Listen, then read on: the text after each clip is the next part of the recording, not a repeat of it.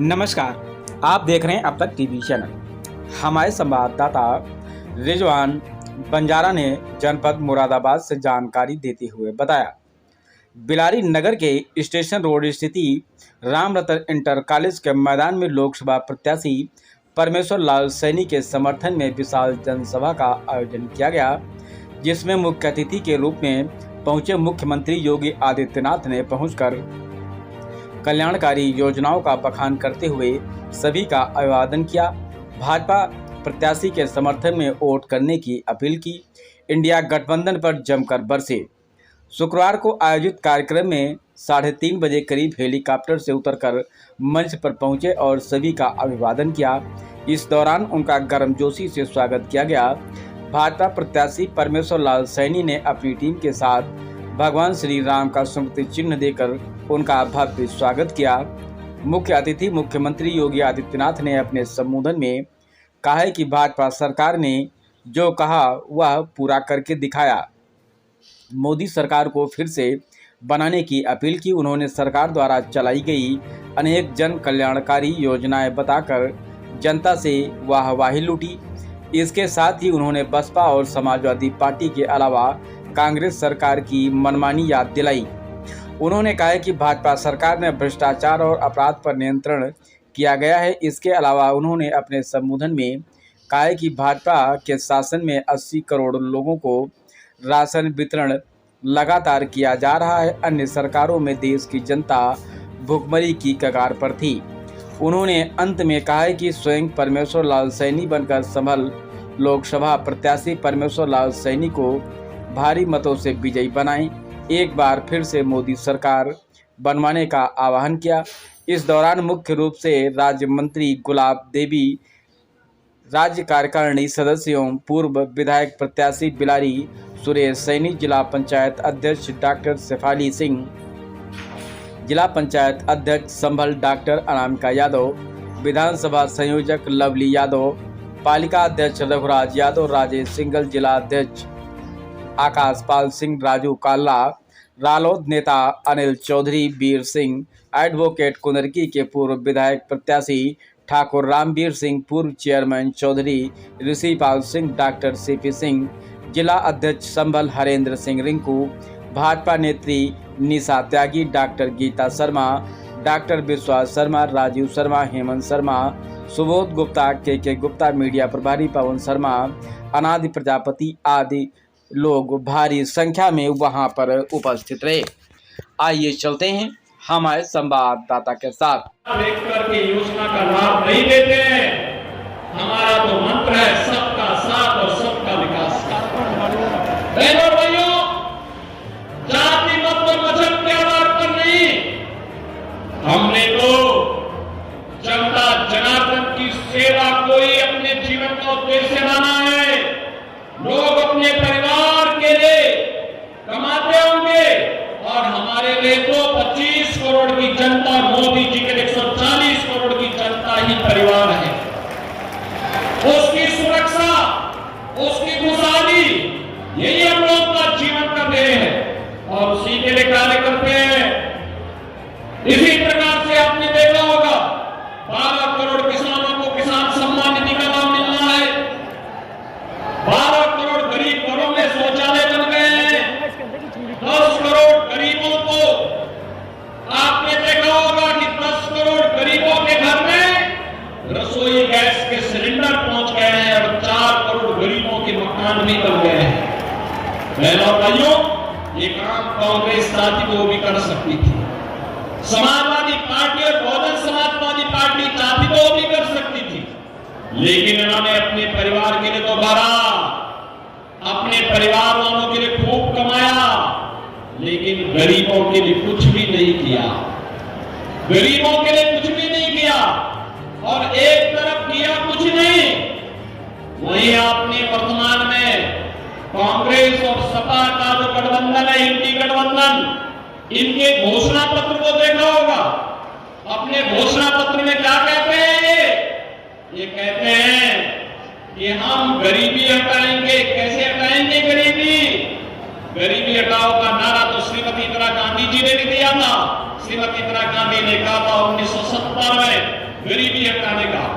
बहनों और भाइयों, 54 वर्ष के बाद भी नाती भी वही तोता रटन लगाए जा रहा, हम गरीबी हटाएंगे, झटके हटाएंगे।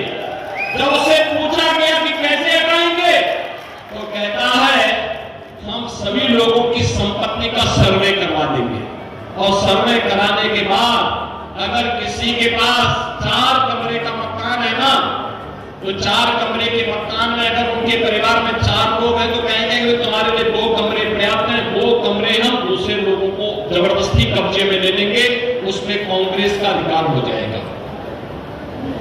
वे कह रहे हैं हम सर्वे कराएंगे। देखो कल सुप्रीम कोर्ट ने भी कहा है कि स्त्री धन पर केवल स्त्री महिला का अधिकार है, कोई दूसरा अधिकार नहीं कर सकता। लेकिन ये बेशरम लोगों को देखो, ये कहते हैं कि महिलाओं के जेवर को भी हम अपने कब्जे में ले लेंगे। क्या हिंदुस्तान इसको स्वीकार करेगा? क्या स्वीकार करेगा क्या? लेकिन इनके हालत देखो, और किसको बांटेंगे? ये आपकी संपत्ति को बांटने का काम किसको करेंगे? बांग्लादेशी घुसपैठियों को, रोहिंग्या लोगों को, जो विदेशी आए हैं घुसपैठिए, उनको बांट देंगे। क्या कोई हिंदुस्तान इसको स्वीकार कर पाएगा? क्या? लेकिन ये कांग्रेस के लोग, इंडी गठबंधन के लोग कहते हैं कि ऐसा कर देंगे। बहनों और भाइयों, इन्होंने जब यूपीए की गवर्नमेंट की 2004 से 14 के बीच में इन्होंने ऐसे प्रयास किए थे, अनुसूचित जाति, जनजाति और पिछड़ी जाति के लोगों को मिलने वाले आरक्षण के लिए उस पर इन्होंने सेंध लगाने का काम किया था। जस्टिस रंगनाथ मिश्रा की कमेटी गठित की थी। जस्टिस रंगनाथ मिश्रा की कमेटी ने कहा था पिछड़ी जाति के लोगों को मिलने वाले आरक्षण में 6% मुसलमानों को देने की बात उसने कही थी। और ऐसे स्ट्रक्चर कमेटी की रिपोर्ट में भी अनुसूचित जाति और जनजाति को मिलने वाले आरक्षण में भी इन्होंने सेंध लगा के जबरदस्ती मुसलमानों को घुसाने का प्रयास किया था।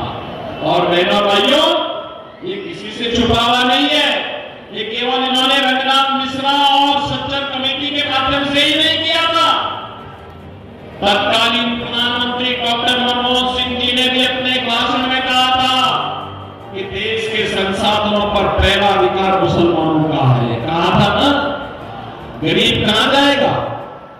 अनुसूचित जाति, जनजाति और पिछड़ी जाति के लोग कहां जाएंगे? ये हिंदुस्तान के लोग कहां जाएंगे? लेकिन देश के विभाजन को फिर से आगे बढ़ाने के लिए कांग्रेस के द्वारा साजिश रची जा रही, इंडी गठबंधन के द्वारा साजिश की भूमिका की तैयार हो जाएगी। ये तो मान्यता है हमारे धार्मिक शास्त्र इसी बात का उल्लेख करते हैं। कलयुग में कल की अवतार होगी, संबंध में अधर्मी, अत्याचारी, अन्यायियों को सही जगह पहुंचाने का काम करेंगे कल की भगवान, और इसका आधार बनेगा कमल का निशान। कमल निशान के लिए आपका आह्वान करने के लिए मैं आया हूं, आपसे कहने के लिए। और बहनों भाइयों, इसके लिए आपको करना होगा, एक एक घर जाना होगा, स्वयं परमेश्वर नाथ सैनी बनना होगा। बन पाएंगे? बन पाएंगे? 400 पार के लिए संबल भी उसमें एक। संबल के लोगों को, बिलारी के लोगों से कहने के लिए मैं बहनों और भाइयों आया हूं, एक ही अपील करने के लिए आया हूं कि क्या हमारा वोट, जो लोग हिंदुस्तान का खाते हैं, जो ये मानते हैं उनके पूर्वज हिंदुस्तानी हैं, उनकी आने वाली पीढ़ी को हिंदुस्तान में ही रहना है, उनको सोचना होगा उनका वोट उन विषधरों को नहीं जाना चाहिए जो लोग भारत माता की जय जयकार करने में संकोच करते हो। कतई नहीं जाना चाहिए। जो लोग वंदे मातरम का गायन करने में संकोच करते हैं, भारत माता की जय घोष करने में जिन्हें संकोच होता है, उनको आपका वोट जाने का मतलब आपके द्वारा भारत के खिलाफ साजिश रचने वालों को सम्मान देने का कार्य हो रहा है। और इसलिए मेरी अपील होगी, हम लोग भारत की सुरक्षा और संप्रभुता को ध्यान में रख करके आने वाली पीढ़ी के उज्जवल भविष्य के लिए हम लोग ऐसी सरकार बनाने में अपना योगदान दें जो मोदी जी ने आजादी के अमृत महोत्सव वर्ष में कहा था, एक आत्मनिर्भर भारत, एक विकसित भारत होगा, आत्मनिर्भर भारत होगा तो हर नागरिक आत्मनिर्भर होगा, नौजवान आत्मनिर्भर होगा, किसान आत्मनिर्भर होगा, महिलाएं आत्मनिर्भर होंगी, श्रमिक आत्मनिर्भर होगा। जीवन के प्रत्येक क्षेत्र में लोगों को इसका लाभ मिलता हुआ दिखाई देगा और हमें ऐसी ही सरकार को बनाने में अपना योगदान देना है। 12 करोड़ किसानों को किसान सम्मान निधि का लाभ मिल रहा है। 12 करोड़ गरीब घरों में शौचालय बन गए हैं। 10 करोड़ गरीबों को, आपने देखा होगा कि 10 करोड़ गरीबों के घर में रसोई गैस के सिलेंडर पहुंच गए हैं और 4 करोड़ गरीबों के मकान भी बन गए हैं। बहन और भाइयों, ये काम कांग्रेस चाहती तो वो भी कर सकती थी, समाजवादी पार्टी और बहुजन समाजवादी पार्टी चाहती तो वो भी कर सकती थी, लेकिन इन्होंने अपने परिवार के लिए तो भरा, अपने परिवार वालों के लिए खूब कमाया, लेकिन गरीबों के लिए कुछ भी नहीं किया।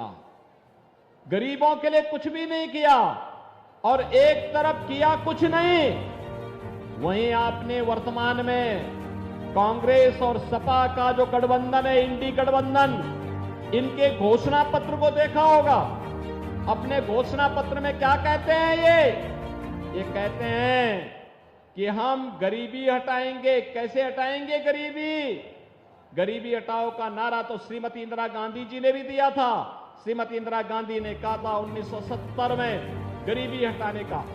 बहन और भाइयों, 54 वर्ष के बाद भी नाती भी वही तोता रटंत लगाए जा रहा, हम गरीबी हटाएंगे, एक झटके में हटाएंगे।